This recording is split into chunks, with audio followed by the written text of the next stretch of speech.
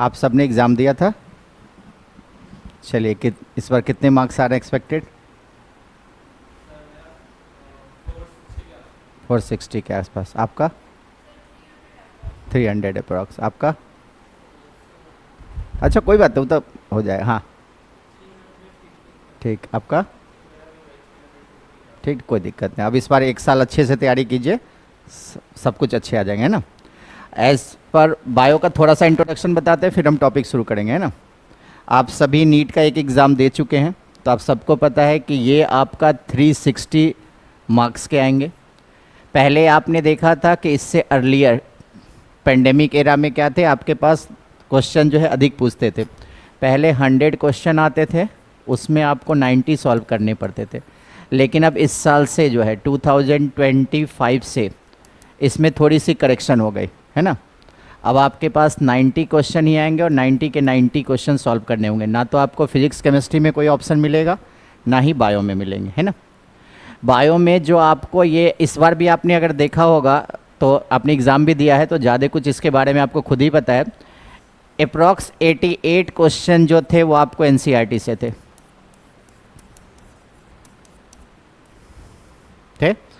4 question के 2 option, 4 question हो गए।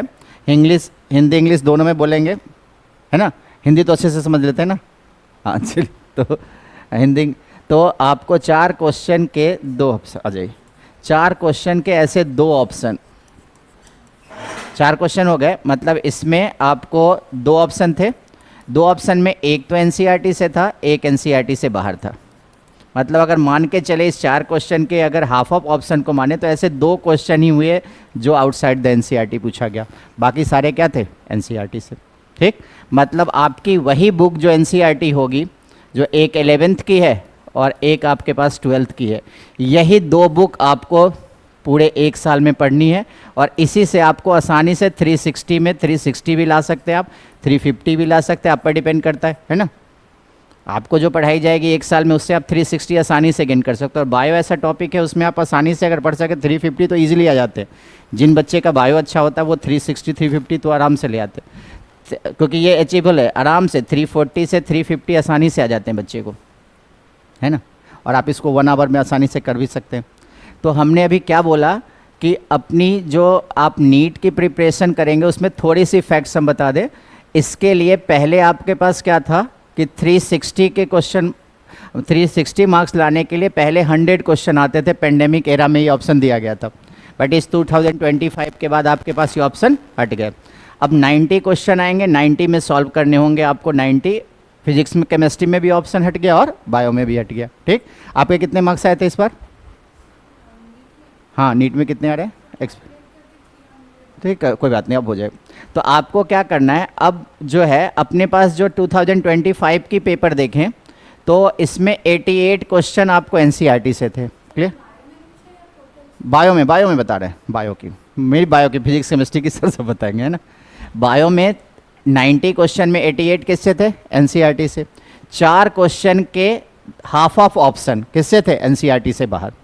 क्लियर? आप सबने पेपर दिया है तो एनसीईआरटी से बाहर, तो मान के चलिए 2 क्वेश्चन हो गया। अगर 4 क्वेश्चन के हाफ ऑप्शन को मानेंगे तो 2 क्वेश्चन कहाँ आया? एनसीईआरटी से बाहर। और ये 2 क्वेश्चन भी आप आसानी से बना सकते हैं, ऐसा नहीं था कि आप उसको सॉल्व नहीं कर सकते थे। तो आप जो, अगर आपने प्रॉपर एनसीईआरटी की रीडिंग की लाइन बाय लाइन, तो ये अचीवेबल है, कोई बड़ी बात नहीं है। 360 में 360 भी बहुत सारे बच्चे को आते हैं, कुछ ऐसा नहीं। 340 तो एवरेज आता है। बायो का एस्पेक्ट्स, अगर जिनकी बायो अच्छी होती है उनके पास 360 तो में 340 तो ईजिली आ जाता है। और 340 आपका आ गया तो उधर 300 320 भी लाएंगे तो 650 प्लस कर चाहिए, है ना। पिछली बार 650 पे सिलेक्शन रुका था, बट इस बार थोड़ी सी सिलेक्शन नीचे आएगी। मान के चलिए 60 to 80 मार्क्स जो है वो कम हो जाएंगे अप्रॉक्स, है ना, पिछली बार के अप्रॉक्स में। आपके यहाँ थोड़ा सा एडवांटेज रहता है। पिछली बार अगर अदर स्टेट में 650 था तो आपका 20 मार्क्स का गेस होता है ना। आपके यहाँ 620 630 पे हो जाता है सेलेक्ट, है ना। यही ना, यही ट्रेंड है ना मेडिकल कॉलेज मिलने के लिए, है कि नहीं? यही मतलब अगर दिल्ली से कंपेरिजन करें, यूपी से कंपेरिजन करें तो 20 मार्क्स का आपको थोड़ा सा बेनिफिट मिलता है। वेस्ट बंगाल में, उड़ीसा में, इनमें थोड़ा मिलता है। महाराष्ट्र में भी मिलता है थोड़ा सा 20 मार्क्स। अगर मान लीजिए नॉर्मल की कटअप अगर मान लीजिए इस बार 560 आ गया तो आपकी 520 540 हो जाएगी। 20 मार्क्स का आपको थोड़ा सा एडवांटेज मिलता है। वो अलग अलग स्टेट पे वेरी करता है, किस स्टेट में कैसे कॉलेज है, किस तरह से परफॉर्म आ रहा है ना। तो जो आपको बायो में क्या करना है वो मैं आज थोड़ा सा बताऊंगा, फिर मैं टॉपिक स्टार्ट करूंगा, है ना। अपनी जो टॉपिक स्टार्ट होगी, आपने सबने कुछ ना कुछ बायो तो 11 12 में ही पढ़ी होगी और इस बार भी पढ़ी होगी, है ना। कितनी बार की ड्रॉप है? पहली बार की ड्रॉप है, सेकंड है, अच्छा। तो बायो के हर टॉपिक से थोड़े बहुत तो फैमिलियर होंगे अच्छी तरह से, और बायो में लगभग सबको जो है वो 200 या 200 प्लस मार्क्स तो आ ही गए होंगे, आ गए होंगे ना। बस उसी 200 से कोशिश करना है कहाँ, इस फिगर तक पहुँचना, बस यही ना, थोड़ा सा मेहनत बढ़ाना है ना। और अब मैं बताता हूँ क्या क्या पढ़ना है। जिस ऑर्डर से हम पढ़ेंगे, सबसे पहली वाली यूनिट हम लोग पढ़ेंगे cell as unit of life. हम जिस यूनिट से अपनी बायो के स्टार्ट करेंगे वो कौन सा होगा? Cell as unit of life. इसमें 3 टॉपिक है ना। एक है cell as unit of life, दूसरी है बायोमोलिक्यूल, और थर्ड टॉपिक है आपका सेल साइकिल और सेल डिवीजन।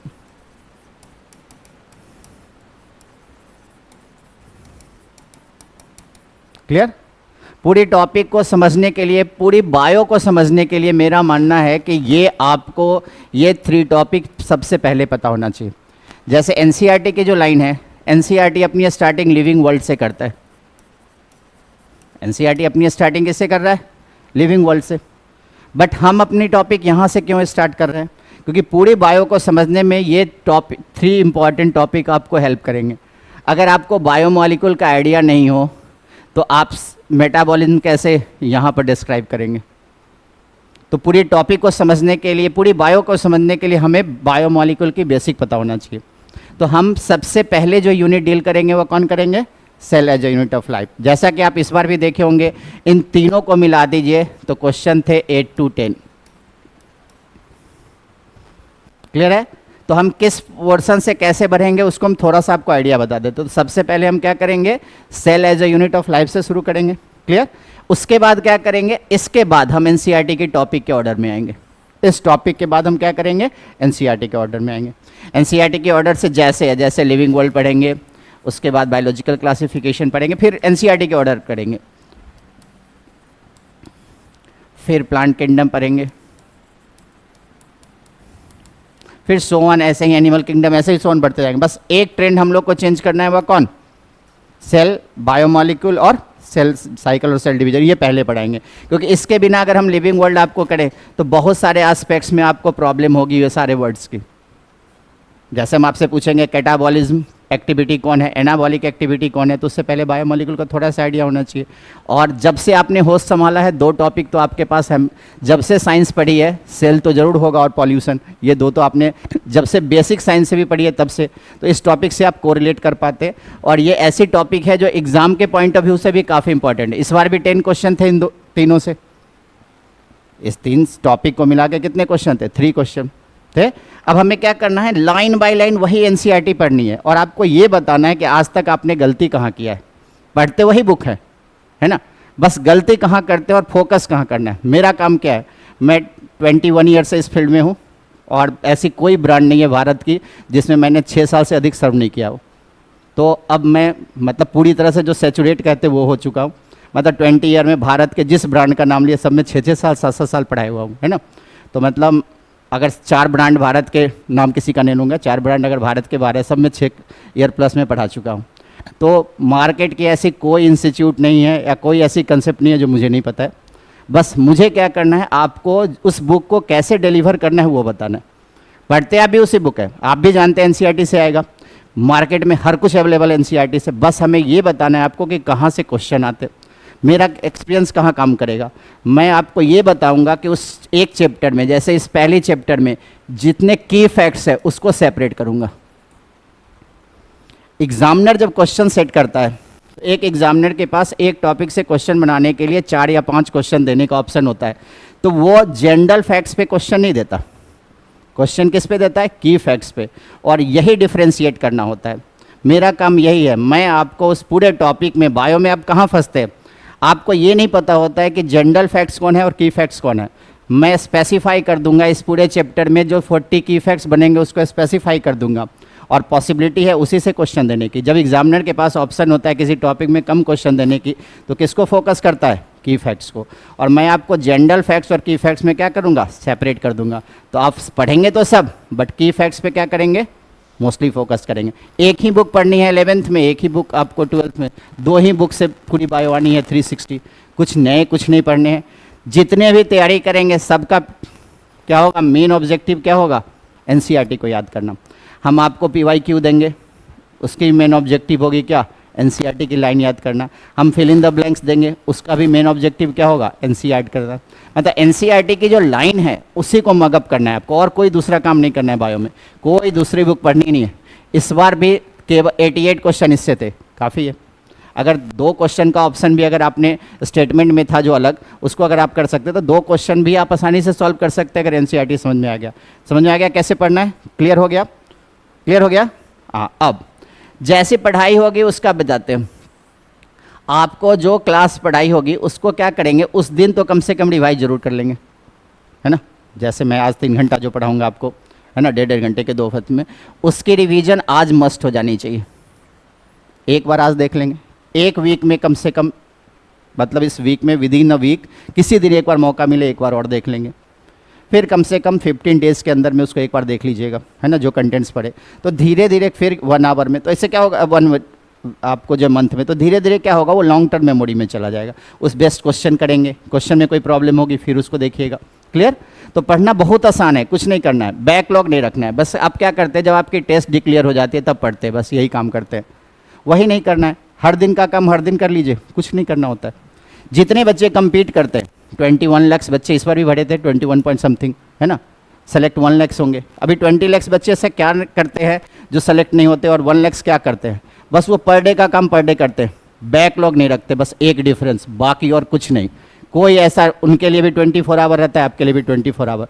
आप आज का काम आज करके सोइए। मैंने जितने बच्चे को आज तक देखा है जो आज का काम आज करके सोते हैं, कभी ऐसा होता ही नहीं कि जो कम्पीट करे, हमेशा तैयार रहते हैं। आप उनको कहो कि आज हम टेस्ट लेंगे सरप्राइज, तैयार रहते हैं, सेलेक्ट कर जाते हैं। आप 90% बच्चे जो नहीं सेलेक्ट होते वो क्या करते हैं? मैं टेस्ट अगर रखूँगा संडे को तो फ्राइडे से पढ़ाई शुरू करते हैं। अब अगर 21 डेज़ के बाद अगर टेस्ट हो रही है तो पूरे जो गैप हो जाते हैं 19 डेज़ की, वो उनको काफ़ी ज़्यादा हो जाता है। कभी एक टॉपिक रिवाइज कर पाते हैं, किसी पर्टिकुलर समय दे पाते, किसी को नहीं। पर डे आप रूटीन वे में पढ़े, जितनी टाइम यहाँ पढ़ाई होती है उतना ही उतने ही आप घर पे पढ़े, काफ़ी है। बहुत सारा समय होता है 24 आवर्स में, है ना। 8 के स्लॉट में भी बांट लेंगे, काफ़ी समय होता है। 8 आवर भी इनफ होते हैं, है ना। समझ में आ गया? शुरू करें टॉपिक। क्लियर? मेरी अभी तक मैंने जो बोला वो समझ में आ गया तो पढ़ाई भी समझ में आ जाएगा, इसी भाषा में समझाऊंगा, है ना। समझेंगे? क्लियर? चलिए टॉपिक स्टार्ट करें। कैसे शुरू करूंगा? क्लियर हो गया? पहले ये 3 यूनिट कवर करूंगा, फिर एनसीईआरटी के ऑर्डर में आ जाऊंगा, फिर एनसीईआरटी की लाइन बाय लाइन आऊँगा, है ना। पहले यहाँ पर पहुँचने के ये 3 टिप के बाद फिर एनसीईआरटी के ऑर्डर से ही देखेंगे सारे। क्लियर? क्योंकि आप लिविंग वर्ल्ड से शुरू करने से क्या होगा कि इन तीनों की ज़रूरत पड़ेगी आपको, है ना। इसलिए हमको स्टार्टिंग, नहीं तो कोई दिक्कत नहीं था लिविंग वर्ल्ड पढ़ाना। हमारे लिए बायो का पहले 38 चैप्टर पढ़ना था, अब आपको 32 चैप्टर पढ़ना है। अब चैप्टर भी आपको एनसीईआरटी ने आसान कर दिया। धीरे धीरे डॉक्टर बनने की राह आपके लिए आसान करते जा रहा। पहले कितने चैप्टर पढ़ने थे? पूरी बायो में 38, अब 32 पढ़ने। 11 से भी टॉपिक हटे हैं, 12 से भी हटे, और हर टॉपिक से भी डिलीट किया है कुछ पोर्शन। तो डिलीटेड पोर्शन नहीं पढ़ेंगे, जितने पोर्शन है उतने ही कवर करेंगे, है ना। जैसे लिविंग वर्ल्ड से भी बहुत सारे पोर्शन कवर किया है, आपको जो है हटा दिया है। टेक्सोनोमिक टूल्स हटा दिया है, आपके पास जो है वो पहले कैरेक्टरिस्टिक ऑफ लिविंग था वो हटा दिया है, तो लिविंग वर्ल्ड को भी सॉर्ट कर दिया है। बहुत सारे चैप्टर भी हटाया है ना। तो वो डिलीटेड पोर्शन को छोड़ दीजिए, तब भी आपको स्टिल कितने टॉपिक पढ़ने हैं? 32, और 32 में आपके आसानी से 360 मार्क्स हो जाएंगे। क्लियर हो गया? चलिए सबसे फर्स्ट टॉपिक स्टार्ट करें। अब देखिए हम बताएंगे आपको कहाँ कहाँ आपने आज तक ध्यान नहीं दिया, बस उसी को। टॉपिक तो आप कितनी बार पढ़ते हैं, बस कहाँ ध्यान नहीं देते। Cell as unit of life.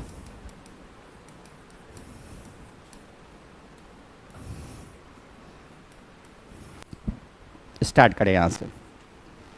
देखिए अब 90% बच्चे क्या करते हैं, जो इंट्रोडक्शन एनसीईआरटी ने दिया है उसको छोड़ के चलते हैं, है ना। और इस बार क्वेश्चन था नीट 2025 में, आप सबने पेपर दिया है, तो इसके लिए आपको कोई ऐसी चीज़ नहीं है जो मैं बताऊंगा और आपको इसके बारे में रिलेटेड पता हो। आप उस इंट्रोडक्शन वाले पोर्शन से एक लाइन का क्वेश्चन था, कौन सा, रिडक्शनिस्ट बायोलॉजी। तो ये पूरे पेज में बस यही एक लाइन इंपॉर्टेंट है, बाकी कुछ नहीं। तो सारे टीचर इसको बहुत सारे साल से पढ़ा रहे थे, इसको अब दिया है। तो उस पूरी पेज में बस एक ही ये की फैक्ट्स है और कुछ है ही नहीं। तो हमें ये पता होना चाहिए कि उस पूरे पेज में हमें कुछ नहीं पढ़ना है, बस एक लाइन यही पढ़ना था। ये कितने साल से पढ़ाया जा रहा था, अब जाके पूछा है। अब सब पढ़ेंगे, अब किसी का गलती नहीं होगा, क्योंकि एक बार पूछ दिया ना। जब आप एग्जाम में जो क्वेश्चन गलत करके आते हो वो फिर फर्दर आपसे गलत नहीं होता। अब इस बार जिनका गलत हो गया था, अब ये कभी भी किसी साल पूछा जाएगा, किसी बच्चे से गलत नहीं होगा। लेकिन इससे पहले बहुत सारे बच्चे ने इस क्वेश्चन को गलत कर दिया है ना। रिडक्शनिस्ट बायोलॉजी क्या होता है, टू स्टडी फिजियोकेमिकल अप्रोच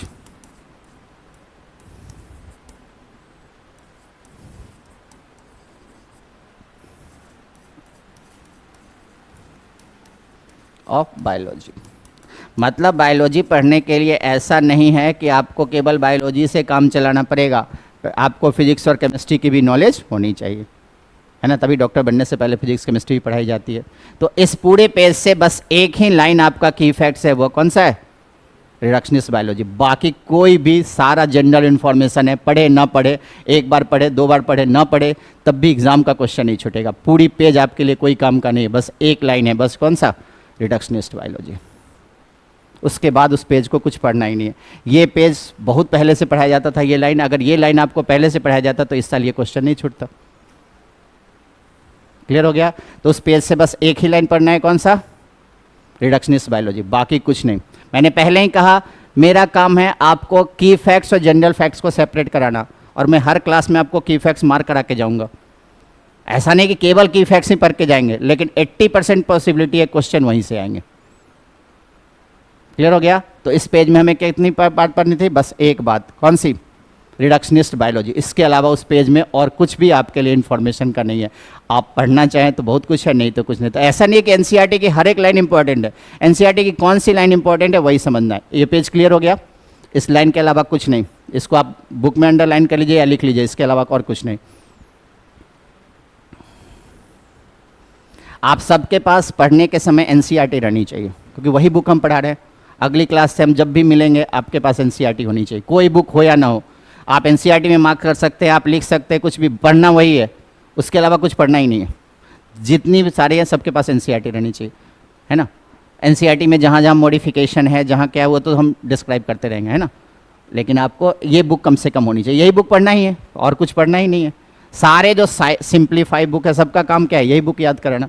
तो एक लाइन क्लियर हो गया। पहला क्या, रिडक्शनिस्ट बायोलॉजी क्या होगा, मेरे साथ बोलिए, to study about physiochemical approach to study biology. तो बायोलॉजी पढ़ने के लिए हमें फिजिक्स और केमिस्ट्री की जो अप्रोच की जरूरत पड़ती है, उसी को कौन सी बायोलॉजी कहते हैं, रिडक्शनिस्ट बायोलॉजी। इस बार नीट 2025 में इंट्रोडक्शन से क्वेश्चन था, और कुछ नहीं, इसके अलावा और कुछ पढ़नी ही नहीं है इस लाइन से। क्लियर हो गया। अब आइए पेज चेंज कीजिए। बहुत आसान है बायो में मार्क्स लाना, बस आपको कहाँ से क्वेश्चन आएंगे बस हमको यही बताना है, और आप कितनी बार इस बुक को पढ़े होंगे बस यही देखना है आपको कहाँ पर चेंज। क्लियर हो गया ये लाइन, चलिए चेंज कीजिए। आइए नेक्स्ट है, एक साइंटिस्ट की डिस्क्रिप्शन है, नाम है जीएन रामचंद्रन।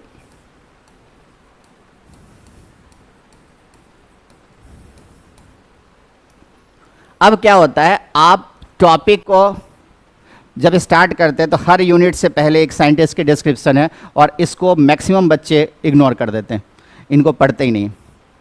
अब इस जीएन रामचंद्रन से जो 5 फैक्ट्स आते हैं वो सारे की फैक्ट्स होंगे, और इस 5 की फैक्ट्स को ही पढ़नी है। पूरी जीवनी है, उसको पढ़ने की कोई ज़रूरत नहीं। अब ये 5 की फैक्ट्स हम सेपरेट कर देंगे, आप टोटल की फैक्ट्स काउंट करते जाइएगा, क्वेश्चन वहीं से आएगा। अब इनमें सबसे पहला की फैक्ट्स क्या है कि जीएन रामचंद्रन ने कौन सी प्लॉट दिया, at the name suggest, Ramachandran plot. समझ में आ गया। तो सबसे पहला क्वेश्चन कहाँ से आएगा, बस मेरा वही काम है कि मैंने 20 साल में जो एक्सपीरियंस गेन किया वो आपको बताना है। आपकी जो मेहनत है उसको सही डायरेक्शन में करना, मेरा ऑब्जेक्टिव वही है, और कुछ काम नहीं है।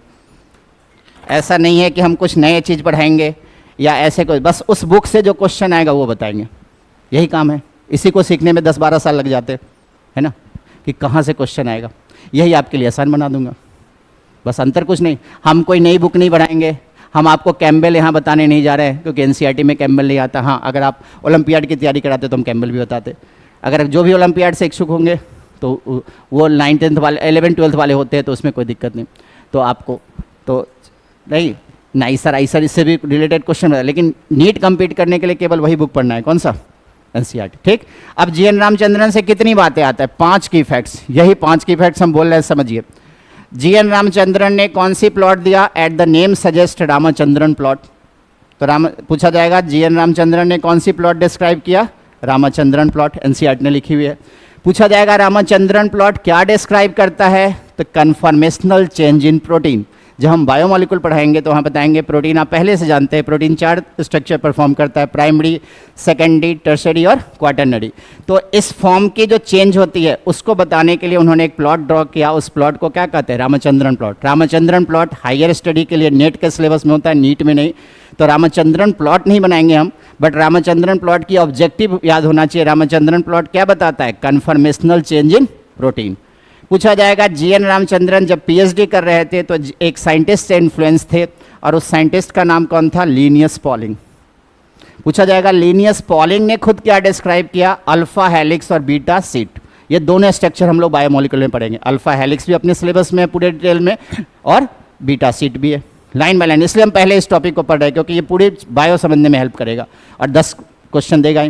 पूछा जाएगा रामचंद्रन ने खुद क्या बताया? तो बताया आपको triple helical structure of collagen या कोलाजन स्ट्रक्चर। कोलाजन के आप कौन से स्ट्रक्चर पढ़ेंगे? ये भी अपने सिलेबस में, triple helical structure of collagen. Collagen आप जानते हैं most abundant protein of animals. आपके स्किन, बोन, टिथ सबके में एबंडेंस में क्या है? कोलाजन है। स्किन भी कोलाजन कंटेनिंग है। तो आपसे पूछा जाएगा कोलाजन क्या है? Most abundant protein. Most abundant protein of biological world पूछता तो इस बार भी क्वेश्चन था उससे, रिविस्को से, है ना। बायोलॉजिकल वर्ल्ड का सबसे अबंडेंस प्रोटीन कौन है? रिविस्को। बट एनिमल्स का अबंडेंट प्रोटीन पूछेगा कोलाजन। इसके अलावा इस पेज के कुछ लाइन से कुछ पूछी ही नहीं जाती है, बस यही 5 लाइन याद रखना है। तो इस 5 लाइन को याद रखने में क्या है? अभी मैंने बोला आपको याद हो गया। अब आपसे हम पूछेंगे कि रामचंद्रन ने क्या डिस्क्राइब किया था? बोलेंगे रामचंद्रन प्लॉट। पूछा जाएगा रामचंद्रन प्लॉट क्या बताता है? तो आप बताएंगे कन्फॉर्मेशनल चेंज ऑफ प्रोटीन। पूछा जाएगा वो किससे इन्फ्लुएंस थे? तो आप बताएंगे लिनियस पॉलिंग से। पूछा जाएगा लिनियस पॉलिंग ने खुद क्या बताई? अल्फा हेलिक्स और बीटा सीट। और रामचंद्रन ने खुद क्या डिस्क्राइब किया? Triple helix structure of collagen. इसके अलावा कुछ पूछता ही नहीं है। ये 5 लाइन क्यों नहीं हम याद रख सकते? आसानी से रख सकते। मेरा यही काम है, आज मैं आपको सारा कुछ सेपरेट करके बताऊंगा कि क्या पढ़ना था और क्या आपने नहीं पढ़ा। देखिए, तो पूछा जाएगा रामचंद्रन डिस्क्राइब, आप मेरे साथ बताइए, विच प्लॉट? रामचंद्रन प्लॉट।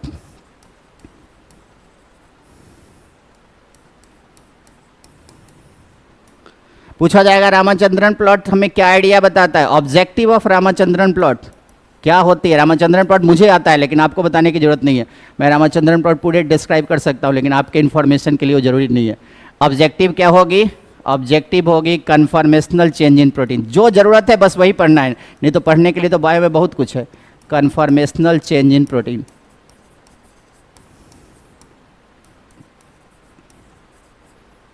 रामचंद्रन किससे इन्फ्लुएंस थे? Influence by with scientist Linnaeus polling. Linnaeus polling ने बच्चे कौन से 2 स्ट्रक्चर बताया? वन इज अल्फा हेलिक्स और बीटा सीट। और बताइए रामचंद्रन ने खुद क्या बताया? बस इसके अलावा कुछ नहीं। रामचंद्रन डिस्क्राइब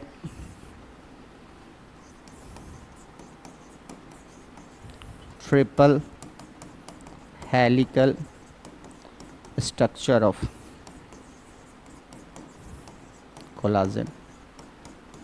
अब यहाँ 2 इंटरेस्टिंग और एग्जाम के लिए आपको इंपॉर्टेंट फैक्ट्स है। The most abundant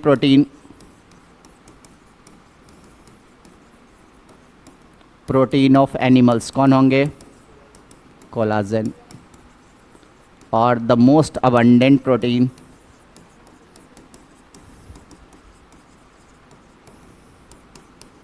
of biological world. ऐसा कोई चीज़ है जो मैं बता रहा हूँ और आप ना जानते हो? बस मेरा यही काम है आपको सही इन्फॉर्मेशन बताना जिससे कम मेहनत में आप सही आउटपुट कर सके। इसके अलावा स्पेस से और कुछ पढ़ना ही नहीं।